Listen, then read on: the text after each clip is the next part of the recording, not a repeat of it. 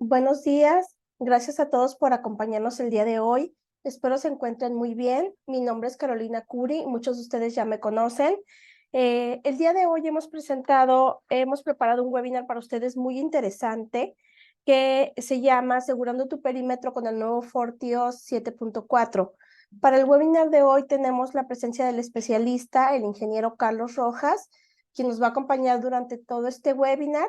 Y pues con toda confianza, cualquier duda que tengan, nos pueden ir indicando en el camino del webinar o al final. Estamos para resolver sus dudas.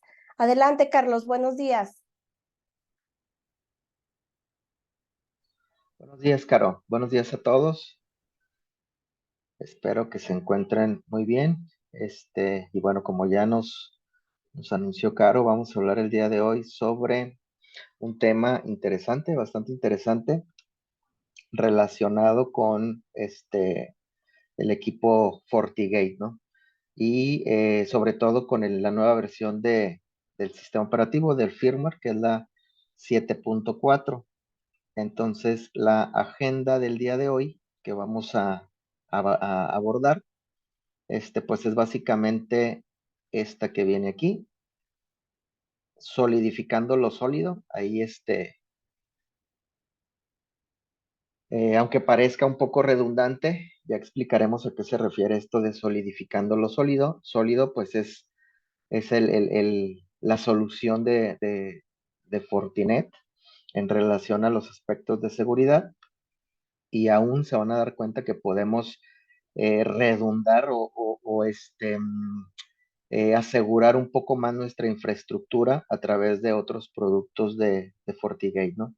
Vamos a ver un poco de los aspectos del hardening del equipo de FortiGate, que es lo que nos recomienda por ahí el fabricante para que nuestro equipo esté todavía más seguro o un poco más seguro. Acuérdense que en la cuestión de seguridad, de redes, de internet, sobre todo cuando conectamos un equipo a la red, pues realmente no hay nada que nos garantice una seguridad del 100%, pero podemos complicarle por ahí el camino a los atacantes o a los maliciosos para que de plano se den por vencidos en cuestiones de atacar, ¿no? Que les lleve mucho tiempo vulnerar un sistema y entonces opten por mejor no hacerlo. Hay una parte muy interesante de SSL TLS que utiliza nuestro FortiGate y que vamos a abordar también para tratar de explicar cómo hace el FortiGate este tipo de verificación de conexiones con SSL TLS. Algunas de las mejoras del 7.4, cómo se aplican a las políticas, realmente es un aspecto muy genérico de cómo se utilizan las políticas en el FortiGate, algunas recomendaciones en la operación del día a día y finalmente la clásica sesión de preguntas y respuestas, ¿no? Entonces, comenzamos con la parte de solidificando lo sólido, ¿no? Si ya tenemos productos de FortiGate que son, digámoslo así, el producto más conocido de la marca, el FortiGate, podemos complementarlo con algunos otros productos, ¿no? Y algunas de las características interesantes es, por ejemplo, la del FortiManager, que para quienes no conozcan el FortiManager es una plataforma centralizada de gestión a través de la cual nosotros podemos administrar todos nuestros equipos, todos los productos de Fortinet, coordinar las políticas de seguridad. Si nuestro entorno es muy complejo y tenemos varios dispositivos de la marca Fortinet, como firewalls, sistemas de prevención de intrusos, Fortimail, etcétera, a través de esta plataforma del FortiManager podemos gestionar las políticas de seguridad, hacer las actualizaciones. Hay una parte muy importante de monitoreo que podemos centralizar a través de esta plataforma y obviamente la generación de informes. Nos da por ahí unos informes bastante completos de lo que está pasando en toda nuestra infraestructura de Fortinet. Además, obviamente, de la automatización de tareas que podemos hacer desde el FortiManager, ¿no?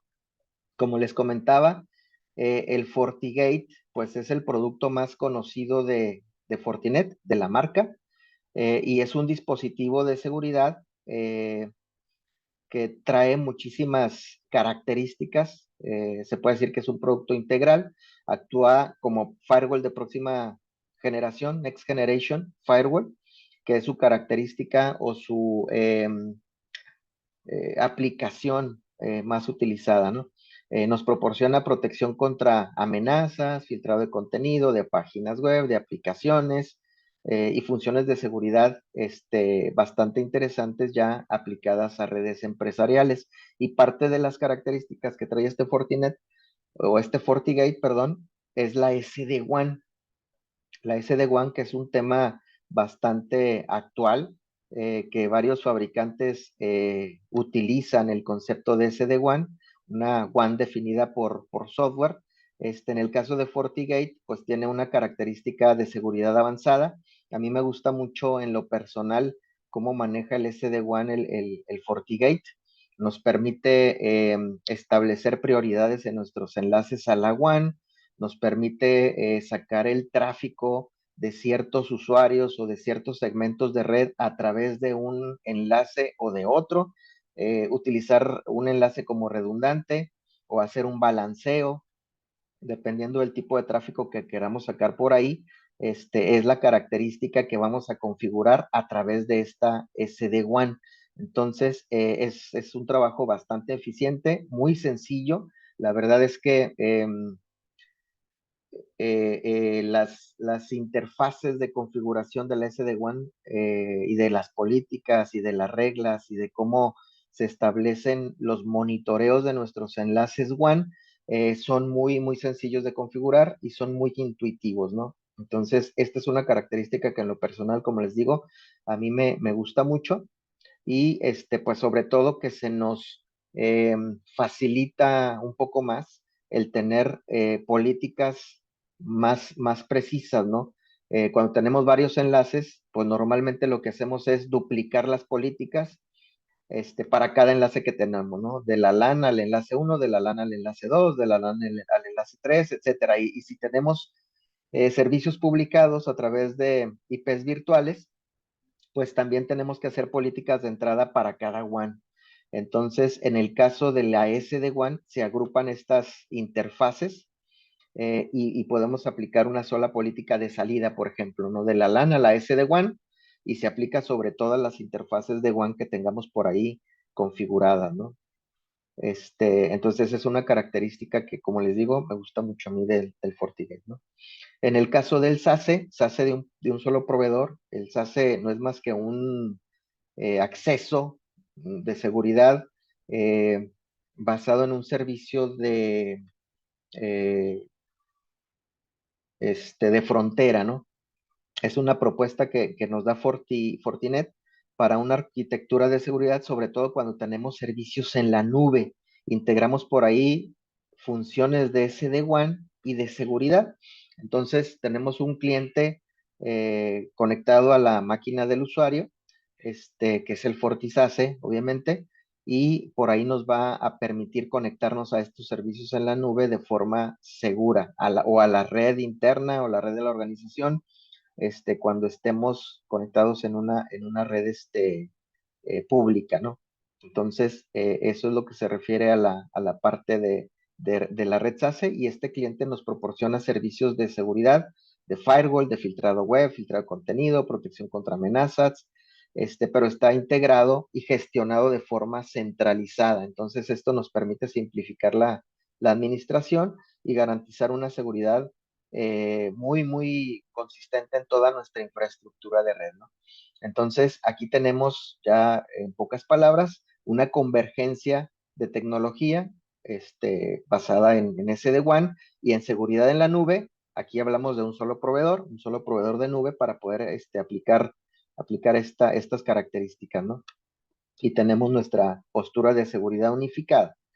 Y otra parte por ahí, concepto también muy, muy actual, pues es el ZTNA, ¿no? El Zero Trust Network Access, que ya lo hemos platicado en otras ocasiones, que se refiere más que nada a no confiar ni en ningún dispositivo y en ningún usuario, ¿no? Por más que el dispositivo sea crítico o por más que el usuario sea muy importante, pues no vamos a confiar ni en el dispositivo ni en el usuario, ¿no? Hay que hacer toda una tarea de de autenticar al dispositivo y al usuario dentro de nuestra red y aplicarles un rol de seguridad, pues obviamente dependiendo del dispositivo del que se conecten o dependiendo del usuario que sea, ¿no? Pero de entrada, el que un dispositivo tenga ciertas características per se, pues no debemos confiar en él o en el usuario, ¿no?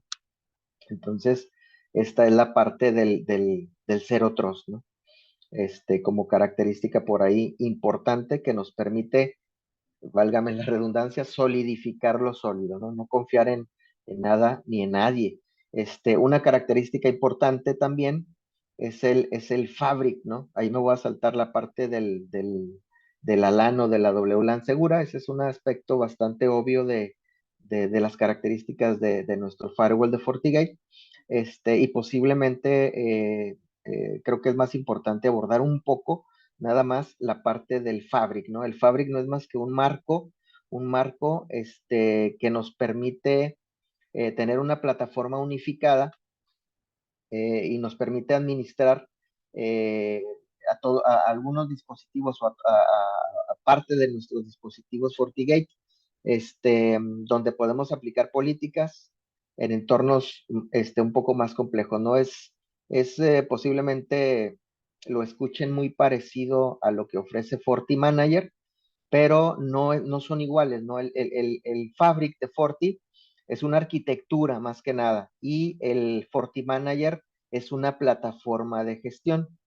Entonces, Fabric, por ejemplo, en un momento dado, todo lo que tengamos nosotros configurado en Fabric va a permitir el intercambio de información entre los dispositivos, permitiendo que ese intercambio de información haga que se aplique ciertas políticas de un producto, por ejemplo, sobre otro. Si estoy detectando en un FortiClient algo, o en un FortiGate, esa detección va a poder replicarse en el Fabric en un momento dado y entonces los otros dispositivos que estén en el Fabric también van a poder reaccionar a lo que haya encontrado uno, ¿no? Aquí hablo de FortiGate porque pues es el producto más conocido, pero en el Fabric podemos tener una gran cantidad de productos de Fortinet, ¿no? Como lo comenté antes, el FortiMail, el Forti switches, etcétera, ¿no? Entonces, eso es lo que nos permite el Fabric. Entonces, básicamente, esta sería una parte interesante relacionada con hacer un poco más segura nuestra red, nuestra infraestructura ya formada por productos de Fortinet, ¿no?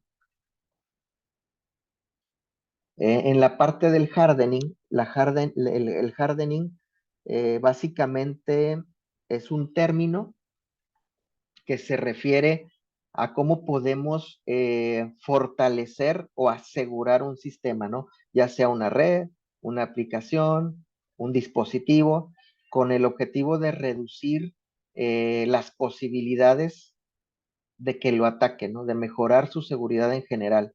El hardening más que nada implica tomar medidas para minimizar lo más que se pueda las vulnerabilidades y configurar un entorno que sea más resistente, ¿no? A esas amenazas y ataques. Entonces, ¿qué tenemos que hacer aquí? Bueno, pues cuestiones de contraseñas más complicadas, etcétera, ¿no? Permítanme un momento.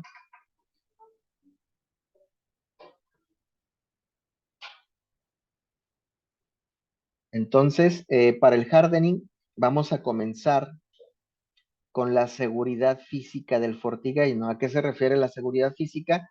Normalmente, nuestros dispositivos van a estar instalados en un data center o en un lugar seguro, con llave, etcétera. Entonces, básicamente la seguridad física se refiere a eso. El FortiGate debe estar en un lugar que tenga seguridad de acceso físico al equipo, ¿no? Si no cuidamos esto, pues resulta que puede ser que alguien malintencionado, un trabajador molesto, que sepa que el equipo es importante, pues puede llegar y desconectarlo, ¿no? Y con esa desconexión física de la energía eléctrica, por ejemplo, pues pudiera a pagar el acceso a los servicios que estén en la nube, a pagar el internet. Si nuestros servidores están por ahí de manera local y se apaga el FortiGate y los servidores están conectados al FortiGate, pues vamos a tener problemas para acceder a esos servicios, ¿no? A esos servidores. Entonces, es importante asegurar el acceso físico a nuestro dispositivo. En el caso de que el FortiGate se instale en algún tipo de oficina o en una planta, en caso de hacerlo, pues debemos poner por ahí por lo menos un gabinete, ¿no? Un gabinete cerrado con llave para que pues quede asegurado físicamente el equipo, ¿no? Entonces, eso es a lo que se refiere nuestra seguridad física. Podemos tener políticas bien configuradas, contraseñas para el usuario administrador, perfiles de seguridad, y si el FortiGate está al alcance de la mano de cualquier persona, pues ahí como que no checaría, ¿no? Incluso a veces hasta por un accidente, un tropezón con algún cable, pudiéramos desconectar el equipo, ¿no? Bueno, una vez que tenemos la seguridad bien establecida, la seguridad física, seguimos con el acceso de administrador. ¿Quién se va a conectar a nuestro equipo con privilegios de administrador? Entonces, podemos configurar usuarios de forma local en el FortiGate o bien conectarlo a algún servidor de acceso remoto, un LDAP, un Radius, un Active Directory, en el que también podemos tener usuarios que se puedan firmar al equipo como administradores. Obviamente aquí requiere una configuración un poco más avanzada, más compleja, pero podemos hacerlo de manera local, ¿no? Obviamente las contraseñas que configuremos en el FortiGate para los usuarios, pues deben seguir una política, ¿no? Una política de seguridad que tengan cierta extensión, que tengan ciertas características de caracteres en la propia contraseña, mayúsculas, minúsculas, lo que ya todos sabemos, ¿no? Entonces estas características deben cumplirse a la hora de generar usuarios locales, ¿no? En el caso de utilizar servidores de acceso remoto, pues estos servidores nos permiten tener todavía más características, ¿no? Definir políticas de contraseñas, eh, eh, proporcionan un poco más de características de roles, por ejemplo, en un momento dado, si queremos quitarle el acceso a un usuario, pues a lo mejor con que lo deshabilitemos del servidor de acceso, pues ya sería suficiente, o de sacarlo del grupo en el que se encuentran los administradores del FortiGate sería, pues suficiente, ¿no? Entonces, esto es lo que se refiere al acceso como administrador. Y otra cosa, algo que podemos configurar es un segmento de red especial para tener ese acceso de administrador. Normalmente permitimos el acceso desde la interfase de red que está conectado a la LAN o desde la interfaz de LAN y desde la interfase de WAN. Entonces yo puedo conectarme al Forti desde la WAN y desde la LAN. Es válido, sí, es válido siempre y cuando se sigan algunas recomendaciones, ¿no? Pero si queremos todavía complicarle más el acceso como administrador a los malintencionados, pues podemos establecer incluso una interfaz, un segmento de red especialmente puesto para el acceso como administrador, en el que residan incluso pues toda mi infraestructura de red, ¿no? Que yo pueda acceder desde ese segmento a la administración de mis switches, a la administración de mis ruteadores y obviamente la administración del FortiGate. Y si no accedo desde ese segmento de red, pues que no me responda el FortiGate, ¿no?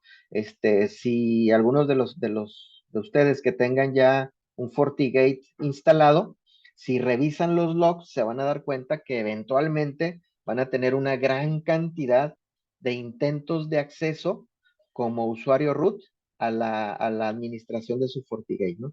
Entonces, eso pasa porque nuestro acceso está habilitado a nivel de la WAN. Entonces, ahí lo que podemos hacer es quitar, por ejemplo, la respuesta de HTTPS, la respuesta del Secure Shell en la parte de la WAN para dejar para que el Forti ya no responda a esas peticiones de conexión, ¿no?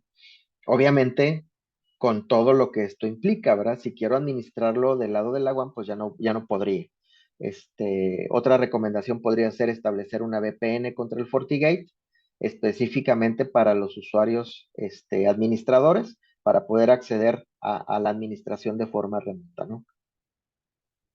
Una vez que se tenga ya estas características de acceso de administración, también es recomendable, por ejemplo, que si van a dejar el acceso de WAN habilitado, sea sobre un puerto no estándar, ¿no? Si el HTTPS nos responde por el puerto 443, cambiar ese puerto estándar por uno no tan común, no tan conocido, ya el que ustedes escojan, para que responda el FortiGate contra esas conexiones de HTTPS, igual para el Secure Shell, pero que no sea un puerto estándar, ¿no?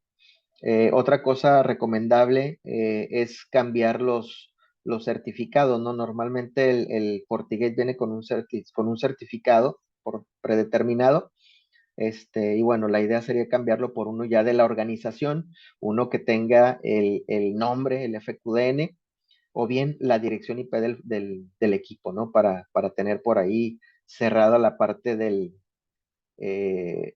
acceso a través de HTTPS, con certificados por ahí válidos, ¿no? Esa sería la parte del acceso como administrador o para administrar el FortiGate. No tiene todavía nada que ver con el tráfico que fluye a través de él, sino más bien el acceso para configurarlo o administrarlo, ¿no? Una parte importante es configurar la zona horaria y la hora del sistema.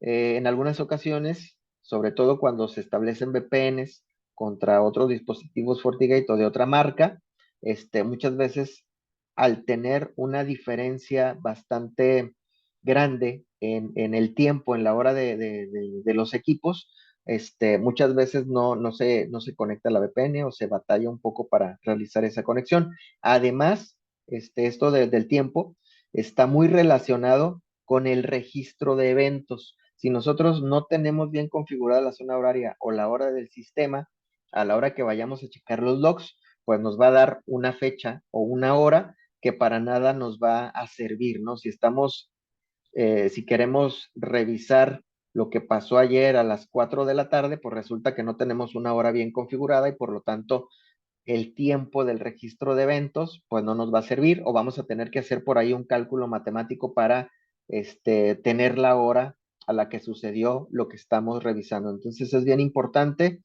tener configurada nuestra zona horaria, de ser posible, configurar el protocolo de tiempo de red, el NTP, o un servidor NTP, para que esté sincronizado siempre la hora, ¿no? El registro de eventos, eh, ahí podemos revisar muchísimas cosas, relacionadas obviamente con alertas, con un análisis hacia un protocolo en particular. Ahí podemos ver las peticiones de conexión de VPN, por qué nos están conectando, cuáles son los errores que nos está detectando por ahí el Forti en fase 2, en fase 1, etcétera, y nos permite, pues obviamente corregir o dar solución a ese tipo de problemas, ¿no? Las alertas, análisis, todo esto se puede almacenar también de forma local en la memoria o en el disco duro por ahí que tenga el FortiGate, o bien configurarlo para que se almacene en la nube, ¿no? Entonces, esa es una parte importante y va relacionada una con la otra. El registro de eventos con la zona horaria. Algo también configurable o que nos permite hacer una configuración un poco más segura es el utilizar políticas de local in. Estas políticas controlan el acceso a las interfaces del FortiGate. En ocasiones se utilizan sobre todo para bloquear accesos no autorizados a ciertos puertos de gestión. Ya ven que tienen por ahí un puerto de management, algunos modelos del FortiGate. Bueno, este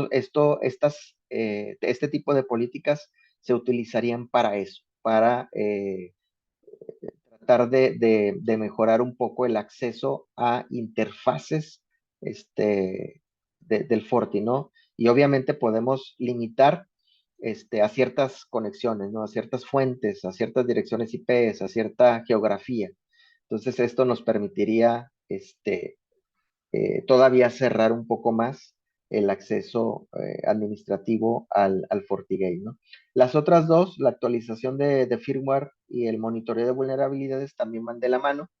Fortinet tiene un equipo de trabajo, un equipo de ingenieros bastante robusto, que siempre están monitoreando las vulnerabilidades de los equipos y obviamente sacando los parches adecuados. A nosotros nos toca nada más estar al pendiente de leer las características de las actualizaciones de firmware.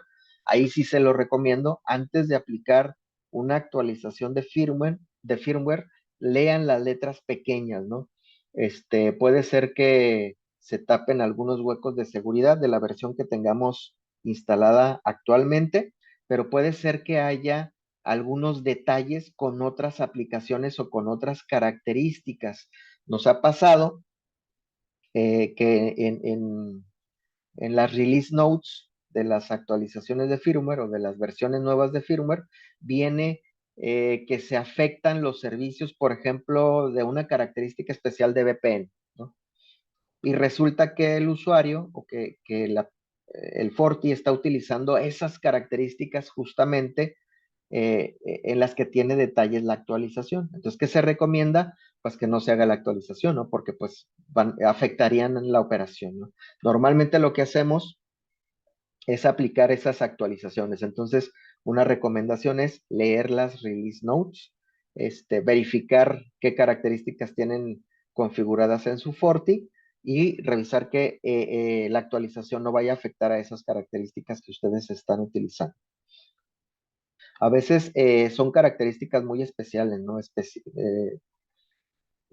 Normalmente no se afecta el funcionamiento general del Forti, pero pues nos ha pasado que en algunas ocasiones así muy, muy contadas, sí afecta. Entonces, por sí o por no, lean las release notes del firmware antes de actualizarlo, a menos que su firmware ya sea muy, muy antiguo. Entonces, pues ahí sí se recomendaría aplicar toda la ruta, de actualización, ¿no? Acuérdense que FortiGate, antes de aplicar la última versión de firmware, pues sí tenemos que ir a la página de soporte de Forti, y que nos muestre cuál es el path o cuál es la ruta de actualización, porque de una versión a otra puede ser que cambien las instrucciones, los comandos, y que podamos tener por ahí alguna incompatibilidad. Entonces, si seguimos esa ruta especificada por el mismo FortiGate, pues reducimos en una gran medida la posibilidad de esa incompatibilidad, ¿no? En cuanto a los protocolos de encriptación, los protocolos de cifrado, pues la recomendación es utilizar protocolos cifrados cuando sea posible, ¿no? En lugar de SNMP convencional, pues utilizar el SNMP versión 3 que ya viene con la parte segura, ¿no? Utilizar Secure Shell en lugar de Telnet, utilizar Secure Copy en lugar de FTP, utilizar, no sé, LDAP S en lugar de LDAP normal. Entonces, siempre que podamos utilizar protocolos de cifrado, preferirlos sobre los protocolos convencionales, ¿no? Y obviamente estos protocolos de cifrado, pues tener una aplicación robusta, ¿no? De este cifrado. La fortaleza de este cifrado se basa en qué tanto este protocolo resiste a técnicas de criptoanálisis, ¿no? Como ataques de fuerza bruta o como algunas otras técnicas que utilizan los atacantes para tratar de vulnerar un sistema, ¿no? Entonces, ¿qué tan resistente es el cifrado, es el algoritmo de encriptación a este tipo de ataques, ¿no?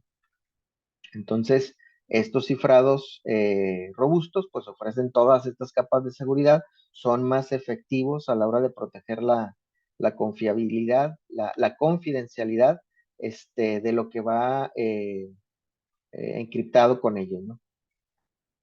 Entonces, esa parte es la que nos interesa habilitar en el Forti, habilitar protocolos de encriptación y que esos algoritmos sean fuertes, ¿no?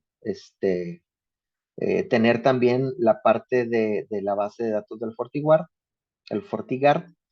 Esto nos permitiría que nuestras firmas para IPS, para antivirus, para sistemas autónomos, para la clasificación de páginas maliciosas, pues esté al día, ¿no? Entonces, esa base de datos eh, se recomienda tenerla actualizada. ¿Cómo se actualiza? Se actualiza de forma automática siempre y cuando nosotros tengamos vigente nuestra licencia del FortiGate. Entonces, por eso es importante mantener por ahí la actualización de nuestra licencia, ¿no? Las pruebas de penetración es un aspecto también muy importante. Últimamente se habla mucho de estas pruebas de penetración, tratando de romper o de vulnerar, en este caso, nuestro FortiGate.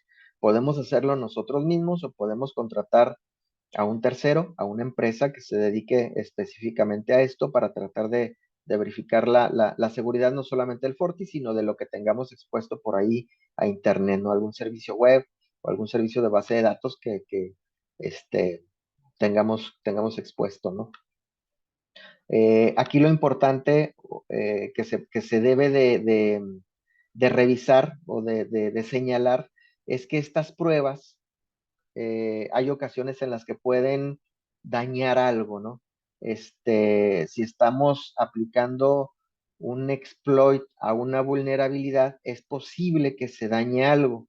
Entonces, necesitamos seguir ciertas normas éticas y sobre todo ciertas normas legales. Cuando hagamos estas pruebas de penetración, pues obviamente tener respaldada toda la información de lo que vamos a probar, del dispositivo que vamos a probar, y tener todos los permisos, un plan de recuperación en caso de que se dañe algo, y obviamente aplicarlo sobre una ventana de tiempo.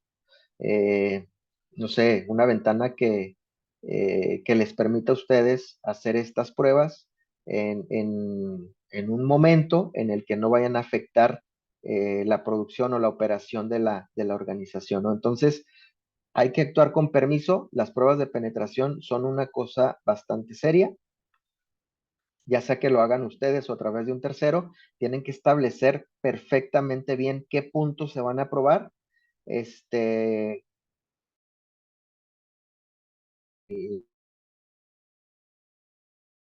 entonces, está esa parte relacionada con el hardening, ¿no? Para tratar de verificar qué tan seguro es nuestro dispositivo. Hay algunas situaciones, ya hablando de la denegación de servicio. La denegación de servicio no es más que el deshabilitar eh, para el acceso de usuarios a un servicio en particular, ¿no? Hablamos de un servicio web o hablamos de un servicio de base de datos.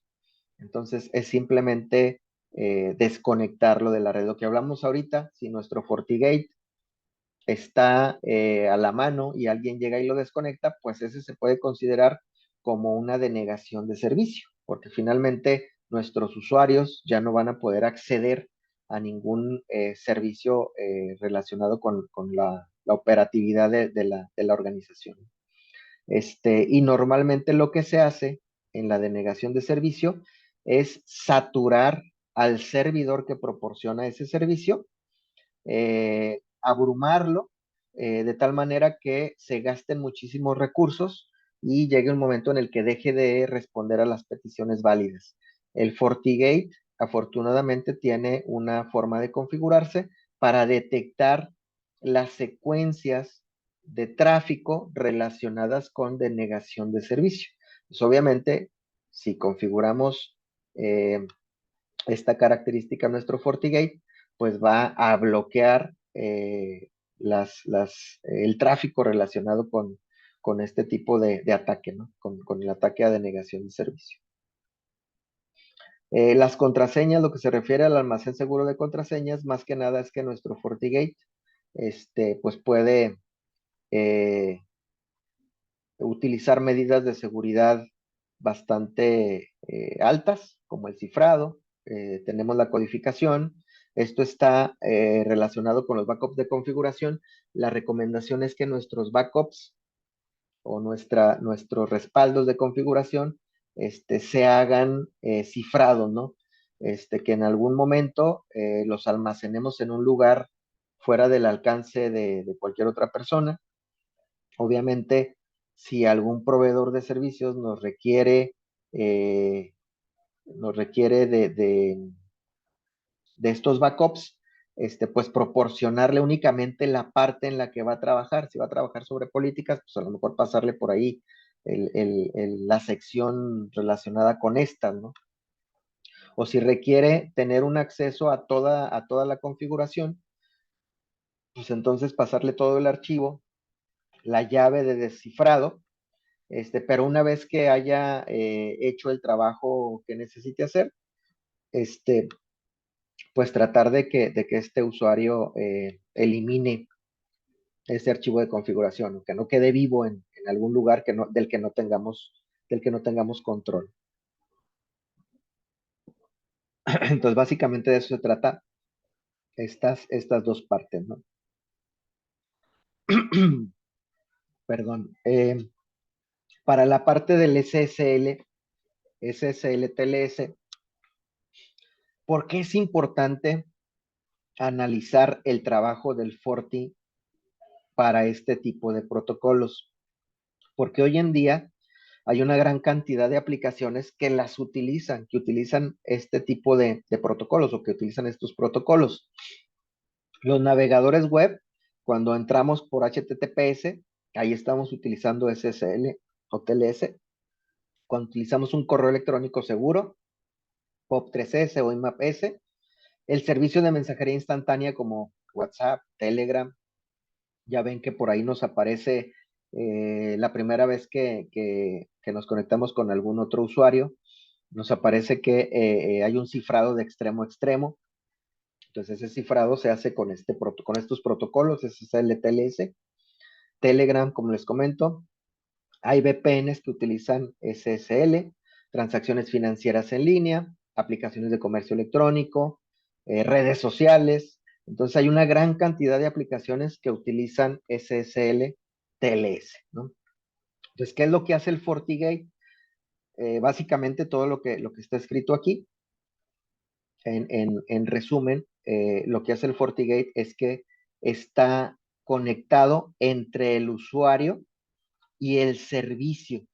Entonces, cuando nosotros queremos que el FortiGate también revise las conexiones que van cifradas, porque podemos decirle al Forti, podemos configurarlo que no revise eso, que nada más revise todo lo que vaya en texto plano o sin cifrar. Pero si nosotros queremos realmente que el FortiGate haga un buen trabajo de filtrado de contenido, de aplicaciones o de tráfico malicioso, pues entonces tenemos que habilitar el cifrado, perdón, el descifrado de este tipo de protocolos. Entonces, como el Forti está en medio, lo que hace es revisar, descifrar la conexión que va del cliente al servicio o al revés, la que viene del servidor hacia el cliente, la descifra, la analiza, si encuentra por ahí algo sospechoso, aplica la política que le tengamos configurada de permitir o de denegar el tráfico, la vuelve a cifrar y entonces ya se la pasa al cliente o si va hacia afuera, pues ya se la pasa al servicio, ¿no? Entonces, básicamente lo que hace el FortiGate es desmontar o descifrar la conexión cifrada, analiza el tráfico que está oculto entre comillas, el que está cifrado, se analiza el contenido, esto incluye inspeccionar archivos, inspeccionar las URLs, inspeccionar los certificados y otros elementos que vayan por ahí dentro del payload de datos, ¿no? Dentro del paquete de datos. Eh, una vez que hace esto, se basa en las políticas de seguridad que tengamos configuradas, toma decisiones sobre bloqueo o permisión, lo vuelve a ensamblar en caso de que esté permitido el tráfico y luego ya lo envíe. Todo esto, pues, en unas fracciones de segundo que le toma hacer todo este tráfico, ¿no? Por eso a la hora de dimensionar un FortiGate es muy importante saber cuántos dispositivos se van a conectar al Forti, porque si vamos encendiendo características en el FortiGate, pues obviamente esas características van a ocupar recursos, memoria, procesador, etcétera, que finalmente pues le van a pegar por ahí al performance del equipo, ¿no? Entonces, ¿qué característica es la que se habilita si queremos que el FortiGate revise SSL-TLS? La inspección profunda, ¿no? Hay una característica por ahí en SSL que así se llama, Deep Inspection. Esa es la que se habilita, ¿no? Esto, como les digo, puede ser eh, que haga uso intensivo de los recursos del FortiGate. Entonces, la implementación del Deep Inspection puede afectar el rendimiento del dispositivo y entonces tenemos que evaluar si el dispositivo es capaz de hacerlo, ¿no? Eh, Otra cosa, puede haber algunas conexiones que ya per se no querramos que revise el FortiGate. ¿Qué tipo de sitios, por ejemplo? Pues sitios que sean ya de confianza, ¿no? Sitios críticos, a lo mejor internos, que no deben ser inspeccionados porque nosotros sabemos, pues que no va a haber ahí ningún problema relacionado con tráfico malicioso, ¿no? Entonces, podemos establecer exclusiones también en las políticas del Forti para que no sean revisadas ciertos sitios o ciertos servicios, ¿no? ¿Cómo se hace esto de la revisión? Se utilizan certificados. Todo esto del SSL-TLS necesitamos certificados. Y este es un tema que puede darnos ciertos dolores de cabeza. El FortiGate trae por default un certificado raíz. Ese certificado tenemos que instalarlo en los navegadores, por ejemplo, en los navegadores de todos los usuarios. Si queremos que no le salgan a esos usuarios los clásicos errores de que no se reconoce el certificado, de que no se tiene la confianza en el sitio, etcétera. Porque el FortiGate va a descifrar lo que venga del cliente y le va a aplicar su certificado a la hora de mandarlo hacia el servidor, ¿no? Entonces, si ese certificado raíz, como dice ahí, no está instalado, se va a recibir por parte del usuario esa advertencia cada vez que quiere entrar a un sitio web que utilice HTTPS y que esté revisado por el FortiGate. Entonces, afecta también esta característica, afecta también la experiencia del usuario final. Entonces, ¿qué tenemos que hacer? Instalar en los usuarios el certificado raíz, habilitar políticas de exclusión para ciertos sitios que no querramos por ahí que verifique. Y también es bien importante informar a todos nuestros usuarios finales sobre esta implementación. Obviamente hacer énfasis en que se refiere a mejorar la seguridad en general de nuestra red, y que por eso pues se está habilitando, ¿no? Algunas aplicaciones que en un momento dado pudiéramos tener como exclusiones serían, por ejemplo, aplicaciones de voz por IP, algunas aplicaciones de videoconferencia. Hay algunos sistemas que traen por default VPNs incorporadas. Entonces es posible que este tipo de aplicaciones o de servicios los excluyamos, ¿no? Dispositivos de IoT, serían algunos ejemplos de los que nos interesaría tener excluidos, ¿no? También, si tenemos dispositivos móviles en nuestra red, hay que aceptar el certificado del FortiGate o hay que instalarlo de forma manual, de tal manera que el usuario pues no vaya a batallar por ahí para hacer este tipo de conexiones, ¿no? Hay que prepararnos mentalmente para manejar problemas que puedan surgir, ¿no? Como les comento, a veces este tipo de situaciones, este tipo de configuraciones pueden dar ciertos dolores de cabeza, aplicaciones que no funcionen debido a esta inspección profunda, nos puede dar por ahí la intención de deshabilitarlo, si se nos están presentando demasiados problemas, pero la realidad es que es una característica bastante importante que hoy en día no debemos pasar por alto, ¿no? Entonces, si en un momento dado ustedes requieren apoyo para configurar este tipo de características en el Forti, pues ya saben que estamos por ahí a sus órdenes, ¿no? Luego, hablando ya de las políticas de seguridad, que este es un tema así como que muy general, vamos a tener perfiles de seguridad, que son los perfiles de seguridad, finalmente son los que nos permiten filtrar páginas, filtrar aplicaciones y hacer todo esto que acabamos de ver, ¿no? La parte de la prevención de intrusos, etcétera. Entonces, esos perfiles de seguridad se aplican sobre las políticas. Las políticas es lo que en un momento dado nos va a permitir revisar el flujo de tráfico que pasa a través del FortiGate. Entonces aquí las políticas se basan en el tráfico que pasa de una interfaz del FortiGate a otra, ¿no? Y ahí podemos revisar el tráfico que viene de la WAN y va para la LAN, o al revés, el tráfico que viene de la LAN y que va hacia la WAN. Entonces podemos tener varias políticas de seguridad, se van a establecer en un orden, eh, lógico, y el Forti va a empezar a revisar la política en ese orden, empezando por la primera política, si ahí se cumplen las condiciones que nosotros pusimos, por ejemplo, de la LAN a la WAN, esta dirección IP, cuando salga a Internet, aplícale esta política. Entonces, si el tráfico viene de esa dirección IP, se cumple esa política, se aplica esa política y el Forti ya no revisa las que siguen. La primera política que se cumpla es la que se va a aplicar. Aquí necesitamos tener especial atención en que las políticas más precisas, más granulares, vayan al inicio de la lista y las políticas más generales pues vayan hasta el final, ¿no? ¿A qué se refiere esto? Si tenemos usuarios, por ejemplo, que vayan a hacer uso, vamos a decirlo así, de redes sociales, entonces a esos usuarios se les crea un perfil de seguridad y se les crea una política en la que cuando se cumple esa política, a esos usuarios se les va a dejar pasar a redes sociales.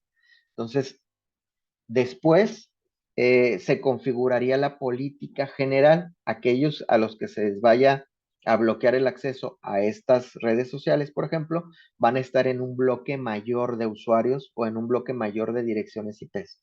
Entonces, no debemos pasar por alto que las políticas se aplican entonces en orden, se verifican en orden y la primera que se cumpla es la que se va a aplicar.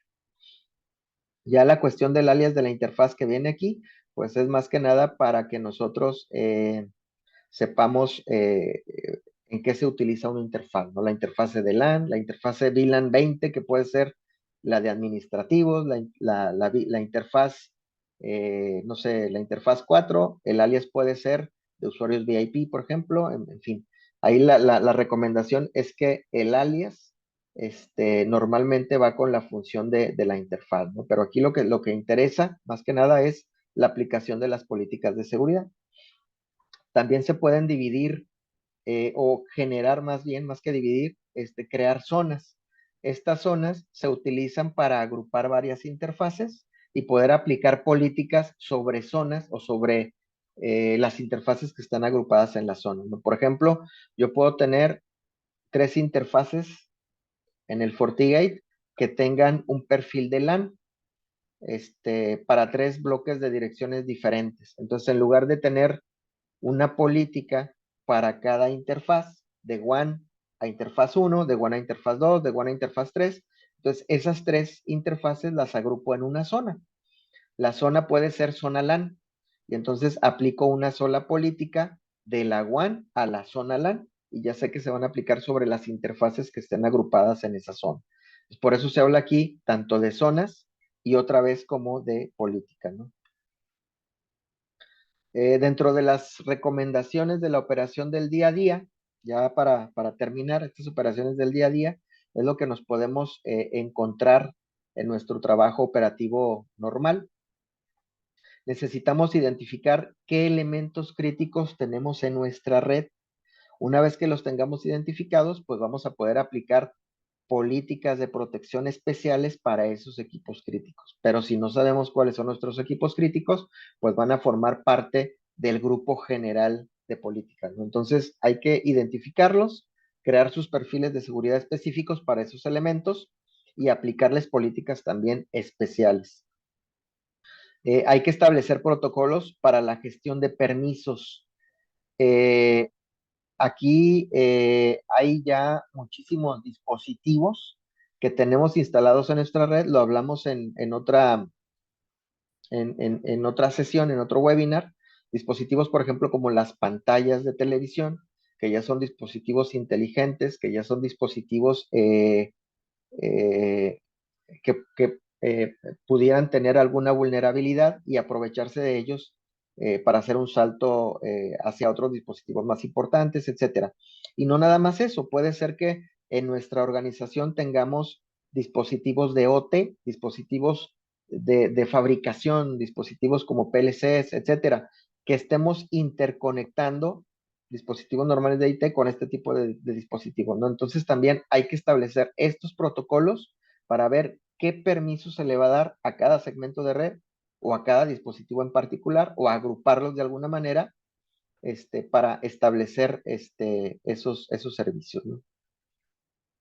La actualización de sistemas operativos, la actualización del hardware es bien importante, del software, pues obviamente nos va a permitir tener menos probabilidad de que haya por ahí una vulnerabilidad explotable por algún malintencionado.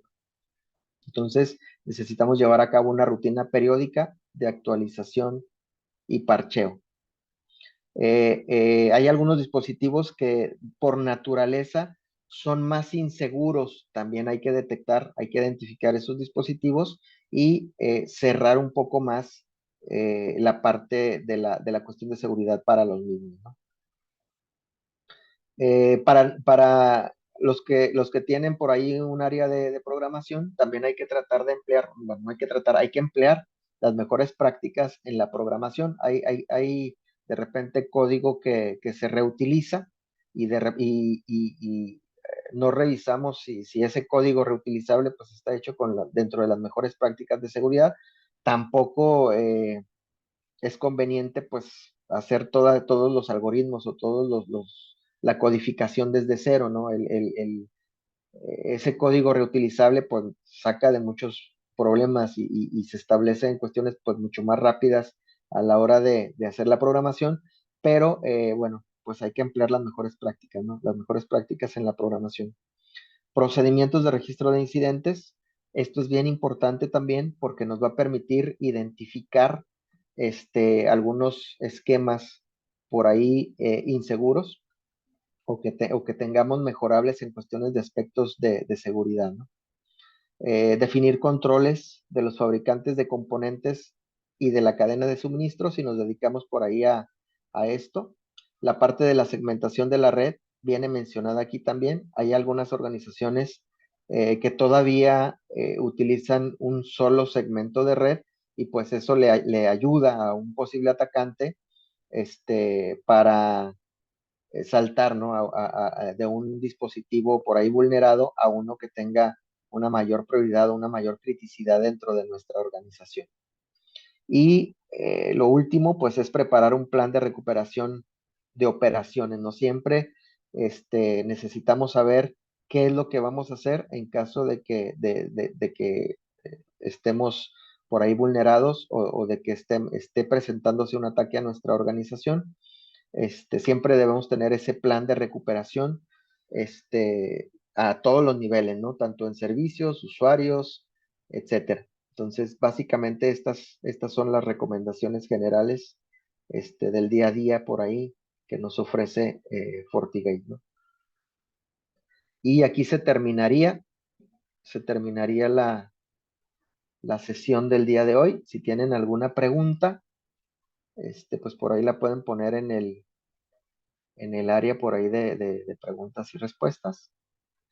Y si no, pues le cedo los micrófonos a Carolina para que nos dé los anuncios,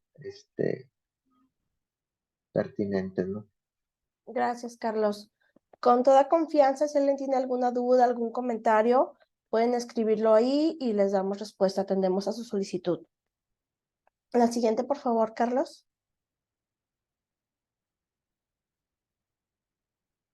Comentarles nuestro portafolio de soluciones y servicios que están a su disposición. Manejamos todo lo referente con ciberseguridad, licenciamientos, redes y comunicaciones, almacenamiento y respaldo. Manejamos infraestructura de servidores, todo lo referente con switching y movilidad, igual virtualización de escritorios y de servidores, el financiamiento y arrendamiento de equipos, todo lo que tiene que ver también con venta de equipo de cómputo, nube y colaboración, los servicios especializados que también ya los conocen y pues la capacitación especializada también. La siguiente, por favor. Les va a aparecer en sus pantallas una breve encuesta, si me pueden ayudar a contestarla, es muy sencilla. Bueno, en CAS Computación llevamos a ustedes la experiencia, el conocimiento y la confianza y realizamos consultorías completamente personalizadas y de acuerdo a las necesidades de su empresa. Pueden agendar una cita presencial, virtual, como la requieran, podemos atenderlos. La siguiente, por favor.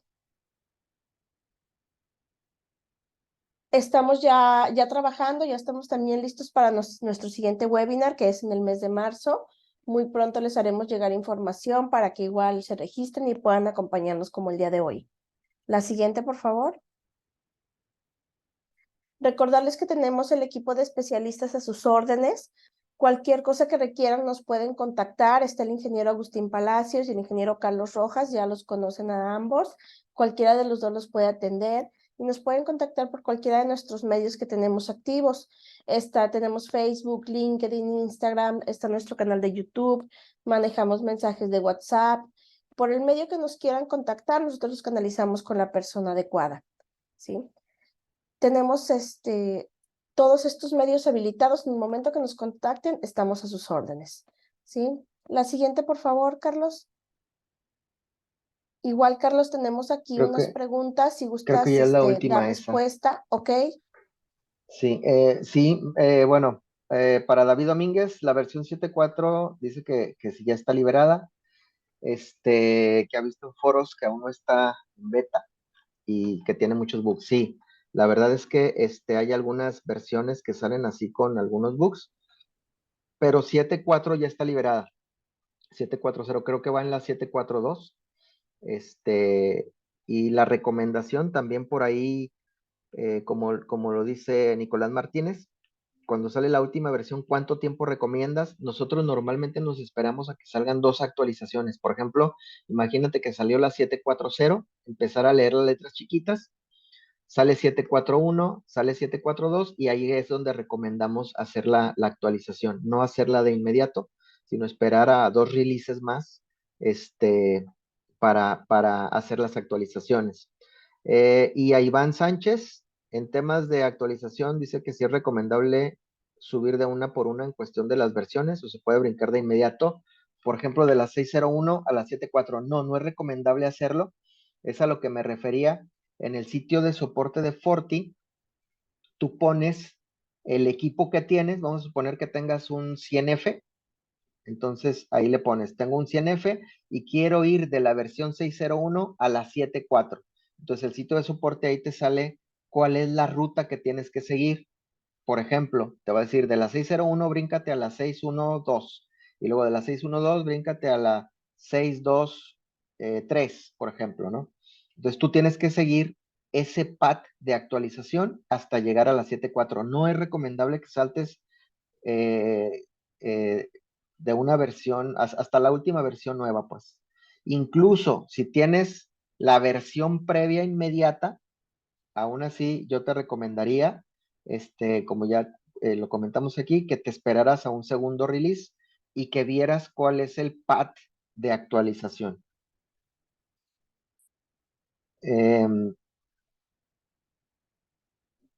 Sí, Nico, también es mejor tener una VPN en tu equipo para conectarte al Forti. Eh, Puedes hacerlo directamente a la interfaz de WAN cambiando el puerto estándar de HTTPS, pero lo recomendable en cuestiones de seguridad es que establezcas una VPN. Y si tienes algún proveedor de servicios que se conecte a algún otro servicio dentro de tu red, también invitarlo a que utilice una VPN. Afortunadamente, Fortinet también tiene un producto que es gratuito, es el FortiClient. El FortiClient VPN, exclusivamente para VPNs, es un producto gratuito y normalmente nuestros equipos FortiGate soportan una gran cantidad de conexiones de VPN, así de cliente a LAN o de cliente al Forti, ¿no? Entonces, es lo más recomendable hacer una VPN. Muy bien, también por ahí te contactamos, David, para lo del ZTNA. Claro que sí.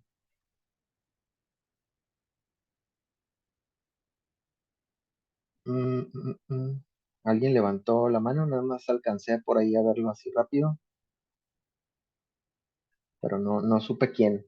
Un valiente que levantó la mano.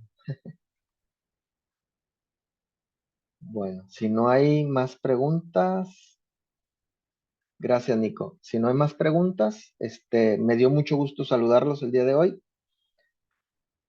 Y pues bueno, espero verlos pronto en otro webinar, ¿no? Muchas gracias por su atención. Caro, también gracias. Gracias a todos por acompañarnos. Gracias, Carlos. Hasta luego. Hasta luego, gracias.